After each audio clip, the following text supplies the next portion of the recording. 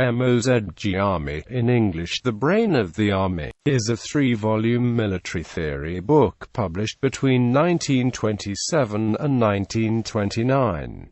It is the most important work of Boris Shaposhnikov, a Soviet military commander then in command of the Moscow military region. Mozg Armii gained a wide popularity throughout the Red Army, and Shaposhnikov himself was held in high regard by Joseph Stalin.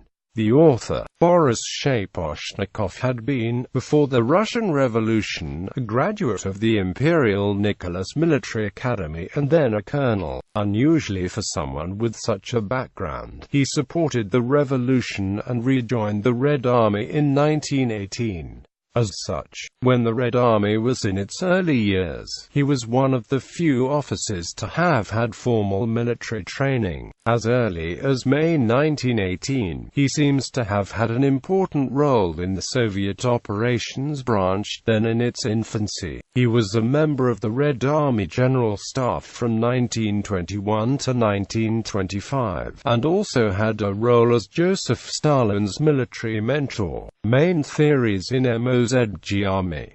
Mobilization is the opium of war. Mobilization is the opium of war is the title of one of the book's chapters. In it, Shaposhnikov draws mainly from the experience of World War I and the efforts all belligerents made to mobilize as quickly as possible in order, first to try and crush the enemy before he himself had been able to mobilize, then to sustain a prolonged war effort. According to Shaposhnikov, the next war would be as long and intense as World War I had been, and would require several mobilizations throughout. Shaposhnikov also presented mobilization as being a dangerous yet essential measure. On the one hand, he affirmed that governments had to be mindful of the fact that to mobilize was in itself a step towards a full-blown conflict. He underlined the fact that, just before World War I began, mobilization by a country had been tantamount to a declaration of war, as neighboring countries reacted to such a threat with mobilizations of their own. On the other hand, an early mobilization allowed for reinforcing the lines of defense, whereas delays in mobilization heightened the risk of having to face a fully mobilized enemy army with understrength forces. In Shaposhnikov's eyes, this and the effort required to sustain a total war as demonstrated during World War I, pointed to the importance of pre-mobilization measures,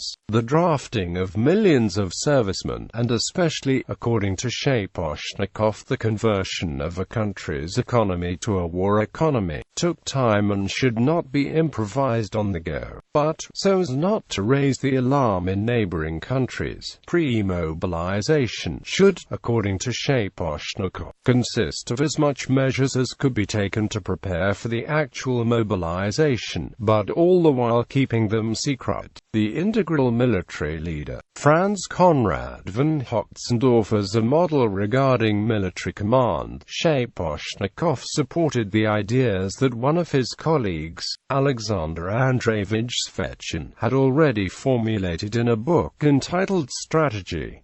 The main idea here was that leadership had to be integral. It could not be wholly entrusted to any single individual, because, in Svechin's words, the commander-in-chief does not have all power over the entire state, and giving full power to a chosen military leader is an obsolete formula, which never reflected any kind of reality.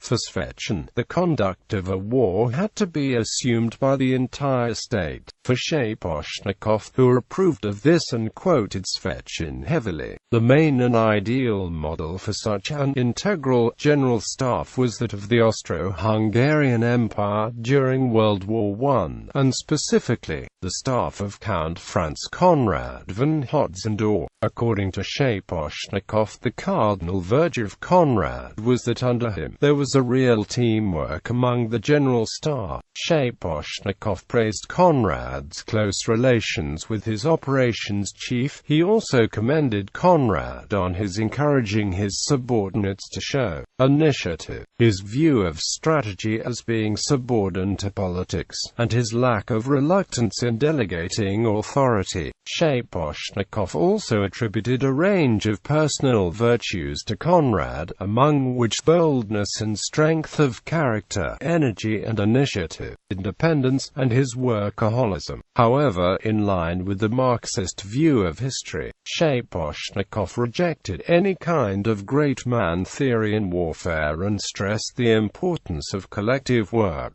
For him, this view was supported by Karl von Clausewitz and Conrad's own writings. Ironically, Conrad had been badly defeated in 1916 by Russian General Alexei Brezilov, who, like Shaposhnikov, joined the Red Army after the revolution. Subordination of strategy to politics. Another central reference to Clausewitz in Mozg Armii is to the famous Clausewitzian idea that war is a continuation of politics by other means.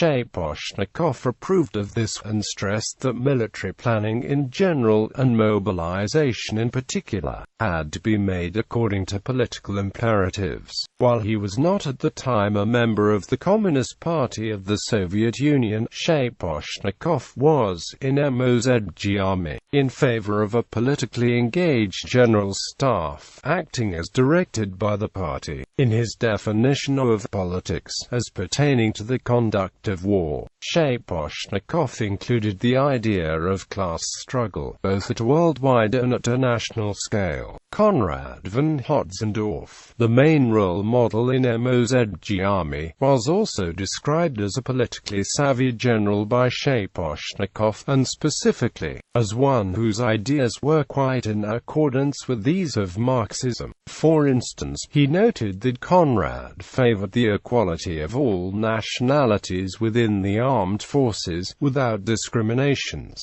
Shaposhnikov even went so far as to say that Conrad was in favor of a mass people's army, which was in contradiction with Conrad's own writings. Reception and influence. In contrast with Alexander Andreevich Svechin's strategy, one of Shaposhnikov's inspirations and references, Mozg Armii was very well received and had a lasting influence. Mozg Armii was quoted as an important text by nearly all Soviet military theorists and military historians as late as the 1990s. It was still included as a textbook in the curriculum of the General Staff Academy. Thus, Mozg Armii can be seen as a landmark in Soviet military theory and doctrine on the organization of the Red Army's General Staff.